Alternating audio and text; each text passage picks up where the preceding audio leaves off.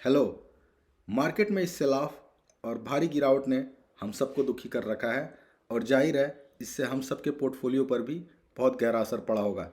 But एक सच्चाई ये भी है कि ऐसे डिफ़िकल्ट समय में ही हमारे पोर्टफोलियो और हमारे स्टॉक सिलेक्शन की सही परख होती है और हमें ये पता चलता है कि जो भी डिसीजन हमने पास्ट में लिए वो किस हद तक सही या किस हद तक गलत थे।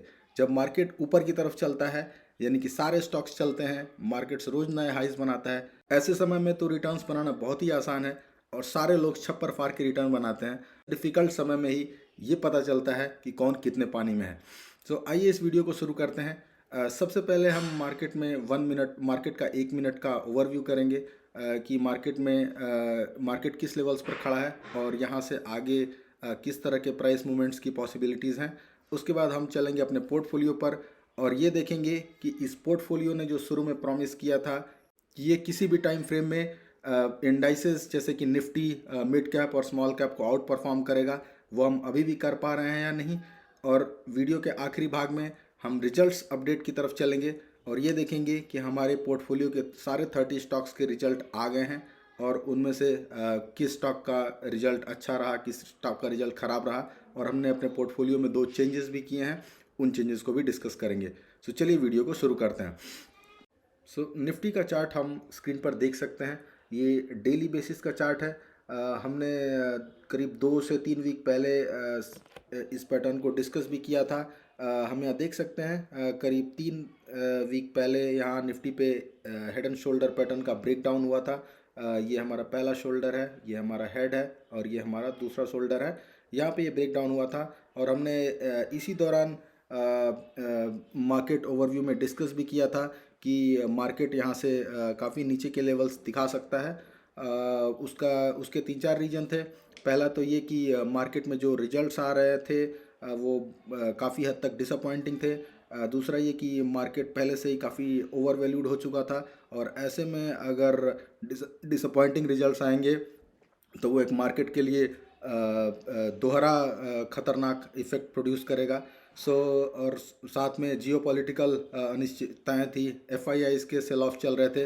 इन सब के मद्देनज़र यहाँ से सेल ऑफ के बढ़ने की काफ़ी हद तक उम्मीद थी और साथ में ये इन्वर्स साथ ही ये हेड एंड शोल्डर पैटर्न के ब्रेक डाउन के हिसाब से भी लग रहा था कि टेक्निकल्स के बेसिस पे यहाँ से एक भारी गिरावट हो सकती है। और इसी हेड एंड शोल्डर के बेसिस पर हमने डिस्कस किया था कि most probably Nifty will touch 200 day moving average, जो कि यहाँ 23,500 के लेवल्स के आसपास है।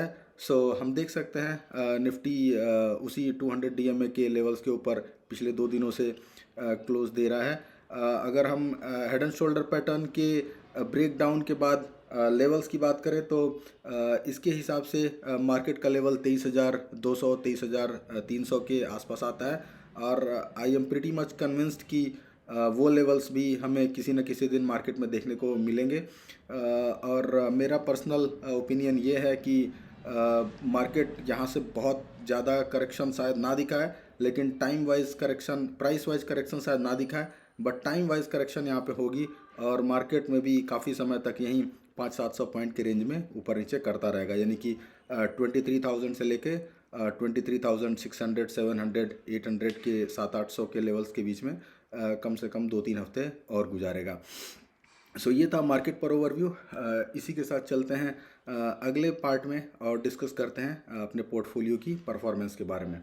पोर्टफोलियो के रिटर्न्स को देखने के लिए हम इस चार्ट का यूज करेंगे। यहाँ पे 3 लाइंस को हम देख सकते हैं। सबसे ऊपर लाइन है जो blue line, that is our portfolio. The second line, that is red line, is Nifty, and the third line, that is the orange line or yellow line in fact, is mid cap nifty. We can see that the portfolio, हमने ये portfolio बनाया था 3 अक्टूबर के आसपास और तब से लेके अब तक यानी कि 14 नवंबर के बीच में हमने लगभग 6 हफ्ते का ड्यूरेशन स्पेंड किया है। और throughout this journey we could see that if we compare the return, तो हम ये देख पाएंगे कि हमारे पोर्टफोलियो ने at every point of time इस मिड कैप और निफ्टी के लाइन को आउट परफॉर्म किया है।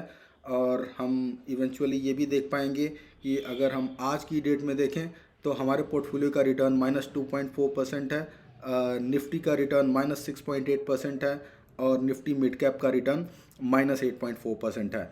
सो इसके साथ हम वेरी क्लियरली देख सकते हैं कि ना सिर्फ हर मोमेंट पे हमारे पोर्टफोलियो ने आउट परफॉर्मेंस दिखाई है, बल्कि इस मोमेंट पे भी हम मिड कैप के मुकाबले 5% बेहतर रिटर्न दे रहे हैं और निफ्टी के मुकाबले 3 से 4% का रिटर्न बेहतर दे रहे हैं। इसी के साथ डिस्कस करते हैं पोर्टफोलियो के स्टॉक्स के इंडिविजुअल परफॉर्मेंसेस के बारे में।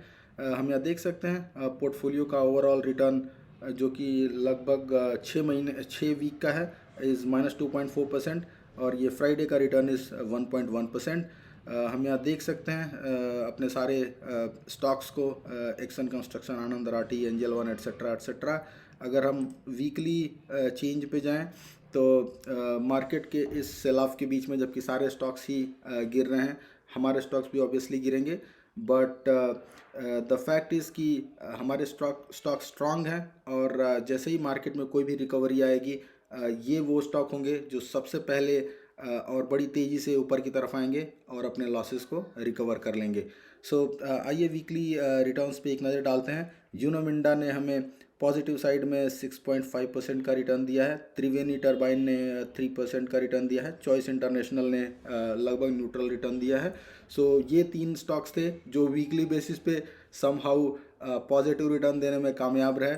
वहीं अगर हम निगेटिव साइड में चलें तो वहाँ पे एक बड़ी लंबी लिस्ट है और यहाँ पे हमें रिटर्न्स भी काफ़ी डरावने टाइप के दिख सकते हैं।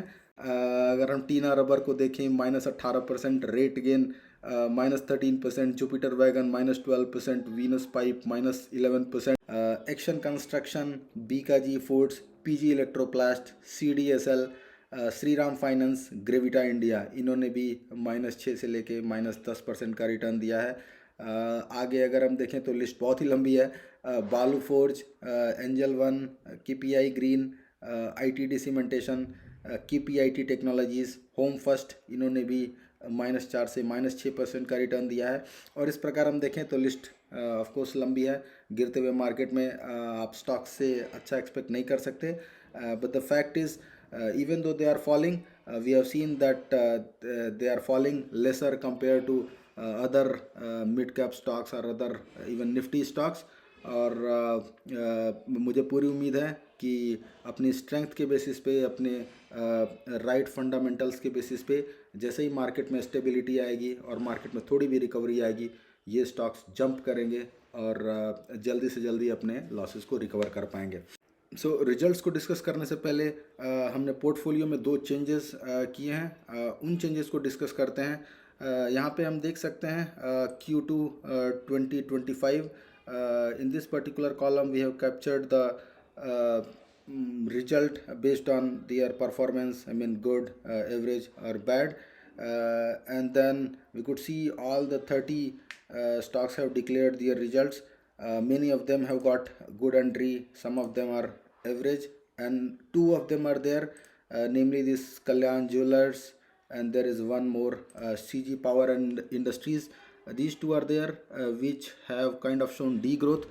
degrowth का मतलब यह है कि ऐसा नहीं कि इन्होंने लॉसेस दिए हैं, येट इन्होंने प्रॉफिट ही दिया है, यानी कि year after year quarterly basis पे अगर हम परफॉर्मेंस को कंपेयर करें तो इनके प्रॉफिट्स श्रिंक डाउन हुए हैं। Generally we expect expansion time over time, but YOY के बेसिस पे इन स्टॉक्स ने परफॉर्मेंस में श्रिंक डाउन दिखाया है और इस बेसिस पे हमने इनको बैड मार्क किया है। और जैसा कि हमने पिछली वीडियोस में डिस्कस भी किया हुआ है कि हमारे पोर्टफोलियो में एग्ज़िट का मोस्टली एक ही क्राइटेरिया है और वो यही क्राइटेरिया है कि जब भी क्वार्टरली बेसिस पे रिजल्ट्स ख़राब आएंगे तो उन स्टॉक्स से हम एग्ज़िट करेंगे और उन स्टॉक्स को रिप्लेस करेंगे किसी और बेहतर स्टॉक से जो कि उस मोमेंट पे अच्छा परफॉर्म कर रहे होंगे। सो जैसा कि आप देख सकते हैं इन दोनों स्टॉक्स को हमने स्ट्राइक थ्रू कर रखा है। कल्याण ज्वेलर्स बैड मार्किंग के साथ स्ट्राइक कर रखा है, यानी कि इस स्टॉक से हमने एग्जिट बुक किया है अभी इसी वीक, इनफैक्ट थर्सडे को, जबकि वेंसडे को, जबकि मार्केट में बुरी तरह से फॉल आया था। उसी दिन हमने कल्याण ज्वेलर्स के रिजल्ट भी आए थे और उसी दिन हमने इसमें से एग्जिट भी कर लिया। और दूसरा स्टॉक जो था हमारा CG पावर, इस स्टॉक को इनफैक्ट हमने पिछली वीडियो में डिस्कस भी किया था और हमने ये बोला था कि जैसे ही ये स्टॉक 700 के लेवल्स के नीचे जाएगा हम स्टॉक से एग्जिट कर जाएंगे। तो उसी दिन वेंसडे के दिन this stock closed mostly around the levels of 98 or something, and then we booked the losses here. So इन दोनों स्टॉक्स को हमने अपने पोर्टफोलियो में से निकाला है और उनके जगह पे हमने ये दो स्टॉक्स को अपने पोर्टफोलियो में जगह दी है। पहला है बालू फोर्ज, जो कि एक फोर्जिंग कंपनी है। फॉर्जिंग का मतलब है कि जो हाई टेम्परेचर पे मेटल्स को शेप देते हैं और उसके अराउंड काम करते हैं, वो one of the good forging company. If you see the performance of last 2 quarters, they have delivered good results, in fact very good results. And then there is another company that we are considering for the portfolio is Home First Finance. Home First is as the name says, it is a finance company, and again as the name says, it is the home finance company. So this is one of the leading finance company with very good performance historically, and again if we see the last 2 quarter results, they stand good. So all in all, the number of the stocks in the portfolio is yet 30. But 2 of the stocks which have not performed good on quarterly basis are moved out of the portfolio, and 2 stronger stocks are moved in. So अब हम आते हैं results पे, और हम देख सकते हैं जितने भी 30 स्टॉक्स हमारे पोर्टफोलियो में हैं उन सारे स्टॉक्स के रिजल्ट आ गए हैं, और सारे 30 स्टॉक्स हमारे पॉजिटिव प्रॉफिट ग्रोथ दिखा रहे हैं। एक भी ऐसा स्टॉक नहीं है जिसने निगेटिव प्रॉफिट ग्रोथ दिखाई हो, और एक भी ऐसा स्टॉक अभी नहीं है जिसने न्यूट्रल प्रॉफिट ग्रोथ दिखाई हो। और अगर हम एवरेज रेवेन्यू ग्रोथ की बात करें, YoY average revenue growth it is 21.6%, और अगर हम प्रॉफिट्स ग्रोथ की बात करें दैट इज़ 21.5%। सो हम इस पर्टिकुलर सेक्शन में देख सकते हैं पोर्टफोलियो के कौन से वो स्टॉक्स हैं जिन्होंने सबसे बेहतर रिजल्ट्स दिए हैं इस क्वार्टर के रेस्पेक्टिव, और साथ ही हम ये भी देखेंगे कि कौन से वो स्टॉक्स हैं जिन्होंने उतना अच्छा रिजल्ट नहीं दिया है। सो सबसे टॉप पे हमारा है जेन टेक्नोलॉजीज़। हम देख सकते हैं यहाँ पे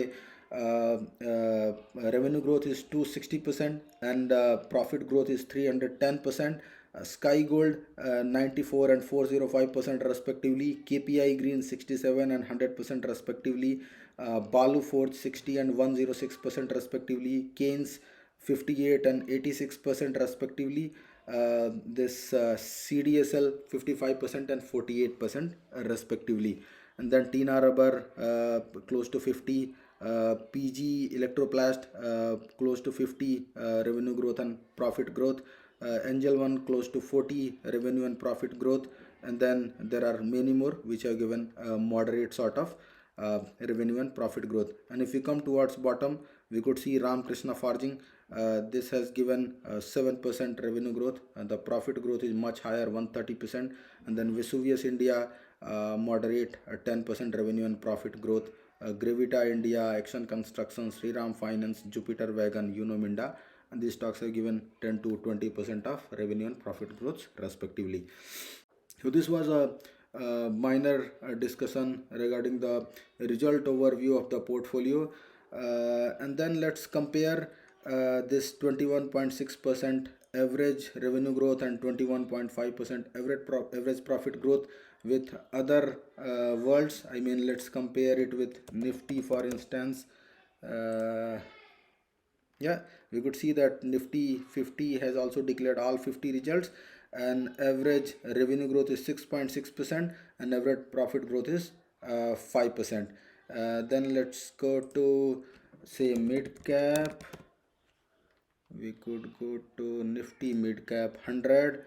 Here we could see out of 100 stocks, I think 99 results are declared. One of them is yet awaited. And then if you see these numbers, I mean 11%, 12% revenue growth and 3% of profit growth. So we could easily see that Nifty has given like 6% and 5% revenue and profit growth.